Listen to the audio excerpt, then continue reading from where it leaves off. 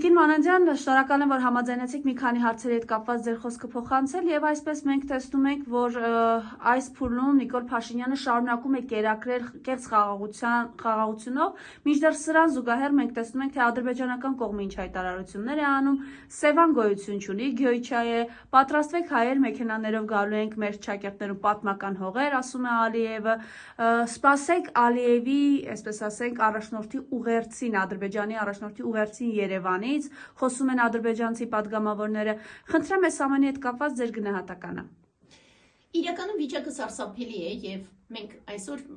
դրա մասին ենք պատրաստվում խոսել, որ 7 տարի շարունակ իրականում սարսափելի թիվ է, 7 տարի, դա բավարար թիվ է ընդհանրապես ամբողջ աշխարհը փոխելու, բայց Նիկոլին հաջողվեց ամբողջությամբ տապալել մեր պետությունը։ Եվ փաստացի այժմ արդեն երևում է, որ իր այդ կեղծ խաղաղության հռչակագիրը եւս տապալվում է, որովհետեւ անգամ երբ որ ինքը իրականում պարտվելով, որովհետեւ ոչ թե պարտվել է, այլ սաբոտաժի է ենթարկել մեր ռազմական գործողությունների, ինչը արդեն բոլորի համար ակնհայտ է, դրանից հետո ինքը սկսել է այդ ամբողջը կոծկել իբր թե խաղաղության, իբր թե գաղափարախոսությամբ, բայց այժմ արդեն երևում է, որ դրանում էլ է պարտվում։ Մի կողմից դա նշանակում է, որ Նիկոլի վերջը մոտենում է, ու դա կարող էր մեզ ուրախացնել եւ ուրախացնում է իհարկե, բայց մյուս կողմից մենք հասկանում ենք, որ սարսափելի վտանգի առաջ ենք եւ մենք երկու հիմնարար խնդիր ունենք այսօր։ Մեկը դա անհապաղ ձերբազատվել Նիկոլի Չարիքից, իսպար, ընդ որում ոչ թե պարզապես ձերբազատվել, ոնց որ շատերը ասում են, մենք դեմ ենք, որ պարզապես ձերբազատվենք։ Մենք ասում ենք, որ ինքը պետք է պարտադիր կերպով, օրենքով սահմանված կարգով դատվի եւ կրի իր ծմահ պատիժը։ Օրենքով սահմանված կարգով։ Իսկ երկրորդ մեր լրջագույն խնդիրը դա մեր բոլոր առողջ ուժերին միավորել, որպեսզի մենք կարողանանք այս սարսափելի իրավիճակից, որին ոչ հասցրել է Նիկոլը, դուրս գանք, ինչ որ ձևով հանենք մեր հայրենիքը։ Թե արտաքին, թե ընդ որում ներքին վտանգների առաջ։ Ալիևի այս հայտարարությունները ըստ էության մենք մի աղետալի վիճակում ենք, որ այդ ինչ է ասել Ալիևը ու չի իրականացրել։ Փաստացի մենք իրապես կանգնած ենք այս վտանգների առաջ, որ իրենք կգան եւ դա աղետ է։ Աղետ է նաեւ այն, որ այսօր մեզ փորձում են կերակրել այն ցորենով, որը ըստ այլևս հրապարակումների ներողություն անասնակեր է իրականում այլևս եւ ասում տեսեք ինչ հարաբերություններ ենք կառուցում, հեսա իրանք գալիս են, մենք ենք գնում, բարեկամություն, առևտուր, խնդրեմ։ Մի քիչ առաջ մեր երեխեքներն էին պատմում, որ փաստացի այդ անասնակեր ցորենը մեր իշխանությունները հենց իրենց համար հարիր բերեցին, բայց ընդհանուր առմամբ մենք հասկանում ենք, որ ոչ միայն մենք վտանգի առաջ ենք, այլ մենք ընդհանրապես տեղյակ չենք իրականում այդ օտարերկրյա միգրանտները, որ լցված են Հայաստան, քանի տոկոսն է իրանցից իրականում ադրբեջանցի։ Եվ ես կվախենամ, որ եթե մենք ճշմարտությունը իմանանք, մենք շատ սարսափելի վիճակի առաջ կկանգնենք, կպարզվի, որ ադրբեջանցիների ստվար զանգված այլևս արդեն իսկ Երևանում է, այլ ոչ միայն պատրաստվում է գալ։ Եվ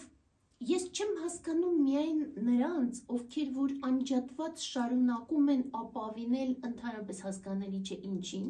այն պարագայում, որ աշխարհը իր խնդիրներով մեզանից երես է թեքել, ընդ որում ոչ միայն իր խնդիրներով, այլ այսքան այլանդակել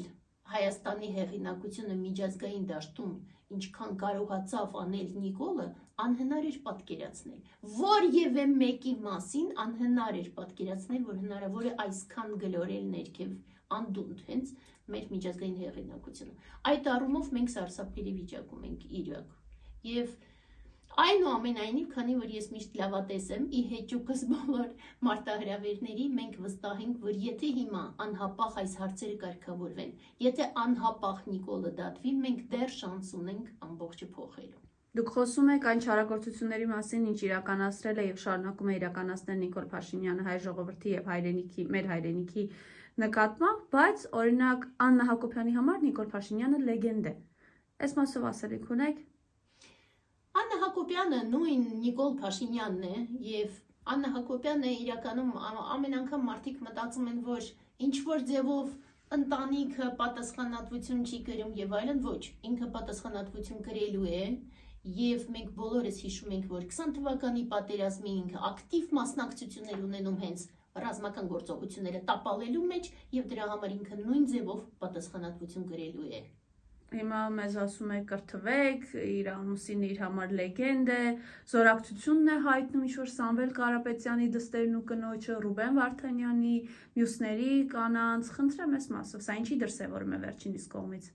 Դե գիտեք, ցանկացած նույնիսկ մանկապարտեզի տարիքի երեխան այնուամենայնիվ կարող է պահի տակ հասկանալ, որ կրթության արժեքը այնուամենայնիվ կա։ Եվ գիտելիքի եւ կրթության զարգացվածության առումով Աննա Հակոբյանը նույն վիճակում է։ Ըստ այդմ պարզ է, որ իր համար էլ ինչ որ ձևով հրճակման մակարդակում կրթությունը կարող է լինել արժեք, հատկապես որ մեծագույն Չինաստանում այնուամենայնիվ ինչ որ ձևով տեղավորվել է, բարձ չի ոնց։ Իսկ ինչ վերաբերում է լեգենդին, մենք ունենք շատ չար առասպելներ, այո, ըստ այդմ պարզ է, որ այնքան շատ սարսափելի, դժոխքի տիրակալի, դժոխքի ծառաների մասին այնքան շատ առասպելներ կան, երևի այդ առասպելներից մեկն էլ Աննա Հակոբյանի մասին համար իր ամուսնու մասին առասպելն է։